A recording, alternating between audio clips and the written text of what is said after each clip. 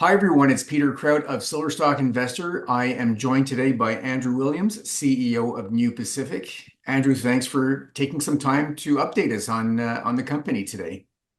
Pleasure to be here. Thank you. So, you recently put out or reached a pretty big milestone with the Carangas Project in Bolivia. You released some strong economics in your PEA, and I'd like to really dig into that today. Sounds good. Yeah, happy to. Okay, so let's start with a few numbers. Just how big is this project in terms of value? If you can give us sort of the NPV, the return on it, et cetera. Yeah, so the study numbers from the PEA we published just over a month ago had a at $24 an ounce silver, $500 million NPV and a 26% IRR. That's both on an after-tax basis and a payback period of just a shade over 3 years. So very nice numbers, certainly in that critical mass in terms of project economics. It's a financeable, buildable project. And if we run those numbers at $30 silver, that NPV goes from roughly 500 to about $750 million. So really nice economics, and we're very proud of the outcome of the study. So actually, you run right into my next question, which was what kind of boost we could see from higher or current metals prices. So that's really quite impressive. That's quite the project, good size, and maybe you can tell us a little bit about the price tag to build a mine and what kind of payback we'd be looking at. Yeah, so the capex that we outlined in the PEA was $324 million, which is for a 4 million ton per annum processing plant producing two different flotation concentrates. So if you look at the that capital cost 324 relative to silver sand, which is 358, it's a little bit lower, and that really reflects the fact that it is a flotation plant as opposed to a more expensive cyanidation plant. We've also gone with contractor mining, which eliminates the upfront procurement of a fleet, which can often add another 50 or $100 million to the upfront capital cost. So yeah, I think we're really comfortable with the numbers. There's some a lot of quotations that we received within Bolivia and externally to help support our numbers, and yeah, we stand behind the work that was done and went into the study. Okay. Now, this is a pretty big project. There's a lot of, maybe you can tell us how many silver ounces we'd be looking at, ultimately producing from here, and how long would this mine produce?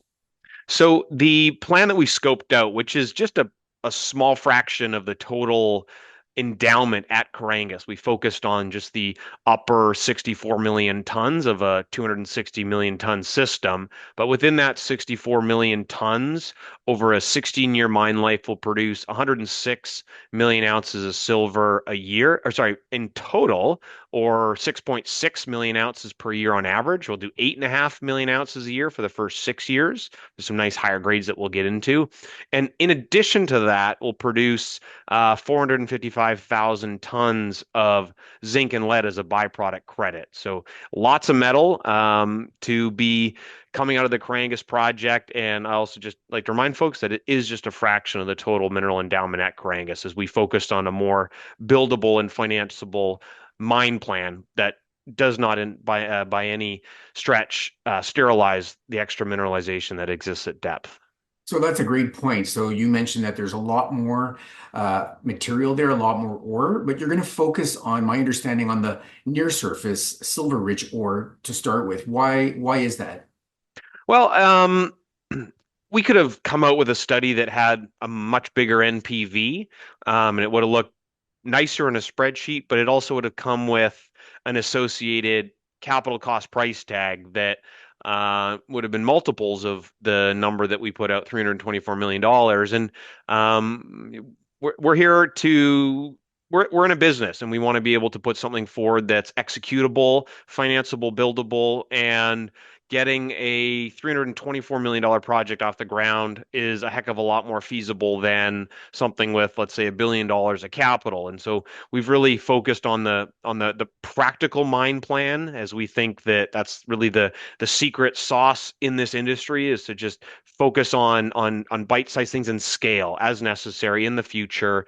Like I said, we can execute this mine plan, and then down the road, metal prices are still looking good, and we're feeling comfortable about where we're at, then we can always expand down the road. But we really wanted to focus on a buildable project, as that's what really will create the value in the long run.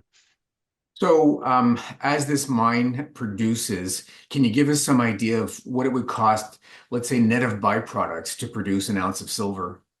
Yeah, so the life of mine average to produce the 6.6 million ounces of silver a year is $7.60 per ounce. That's net of the byproduct credit. So interestingly, Carangas is actually going to be a lower cost silver producer than our silver sand project, which is $10.70 an ounce. Of course, silver sand will produce more silver, so more cash flow per year. But in terms of just pure cost per ounce of silver, Carangas is just $7.60 an ounce, which will be the lower cost of our two operations.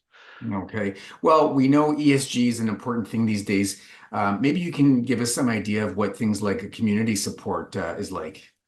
Yeah, I mean, for us, it's been really encouraging at Carangas ever since we showed up and began our exploration campaign. We've had a really strong cooperative relationship with the community at Carangas, and as we've now put this plan out and have a realistic development scenario, we've invested this year in building out our community relations team. We just opened up a new CSR office in the town of Aurora. We still have our presence at the Carangas town, but in the major center, we've opened up a new office and staffed it up with more people. So we are investing more heavily because you're right. I mean, that's the key thing here. It's one thing to find an ore body. It's the second to earn the social license and sign a long-term mine development agreement. And that's really our next focus here. We found the mineralization. We've proven that there's an economic mine development scenario here, and so now it's our focus on securing the community license and the community agreement, which is really the next major step, and probably the most material remaining step here for this project to become a reality. And that just it takes time and persistence to build trust, and we've got some really great people on the ground that are doing just that. So now that's great to hear. And I know that Bolivia mining is important for Bolivia, quite important in fact. So I'm curious a little bit about what the access to the project is like. What's the infrastructure, et cetera? Yeah, so at Carangas, the access is really good. If you go come visit the site, you can get from Aurora, which is where our new community relations office is. It's about 200 kilometers along a beautiful paved flat national highway, and then you've got 35 more kilometers off that highway along a nice flat gravel road that takes you to site. So the access is fantastic, and then going from the site, you're looking at about 300 kilometers along a paved highway to get to a port in Chile, Iquique. And so getting in and out of sight and to the port is really good at Carangas. There is some available sources of water. We're just looking at what's the most feasible solution to supply the mining operations and in collaboration with our communities and other partners in the areas. But certainly that is, we're not in the Atacama Desert. There is water that's available at Carangas, and power. Power is probably the one that we're most efficient on at Carangas. I mean, we put in the PEA study a proposed power line. It's a 200-kilometer power line. The power line itself, I think, was 35 million, as well as a $10 million substation. So $45 million of that capital was just to provide power to site. Now there are other options that we are looking at. There are some interesting solar plus battery plus maybe some backup diesel just as an insurance policy that are out there that could, materially lower the upfront capital cost and provide a more green, let's call it, solution to the power. So I'd say, but so yes, the power is solvable. Vehicle access is fantastic, and there is water. So yeah, infrastructure wise, no red flags. We think that Carangas is, when you go visit it, you just kind of get the feeling that, hey, there's a mine here, and it's got all the right ingredients. Excellent. I mean, you alluded to it a little bit at the beginning, but given the amount of ore you're going to really tap in sort of this first phase, if you want to call it, of mining the project, but what kind of growth potential do you see, not only to ultimately eventually mine the entire thing, but in terms of even exploration in the area. Yeah, so for Carangas, I'd say the exploration potential is high. And firstly, the existing Carangas deposit, there's 1 million ounces of gold that we've delineated at depth that we didn't include in the study. That gold mineralization is open to the northeast, so we can drill that in the future. But more importantly for us, um, in the greater Carangas Basin, our existing discovery was blind. It was under 40 meters of cover. It was a fantastic technical achievement by our team to find it. And because of that cover, we ran an IP survey in the greater Carangas Basin that lit up 6 geophysical anomalies, one of which happens to perfectly correlate with the Carangas discovery that's outlined in the PEA. So at some point in the future, we're going to get back in and poke a few holes into some of those anomalies. And our guys think that there might be several other Carangases in the greater district. So at some point, we'll get back in, we'll test it. But yes, the exploration potential in and around Carangas is very good. Excellent. So maybe tell us, by wrapping up, what's going to be next from Carangas in terms of milestones, et cetera. For us, it's the community agreement. Like that's a major push for us as a company. So we're working very closely with the community and our community relations team together to work towards that major milestone. At Carangas as well, we have an exploration license still at Carangas. Silver Sand, we got a mining license.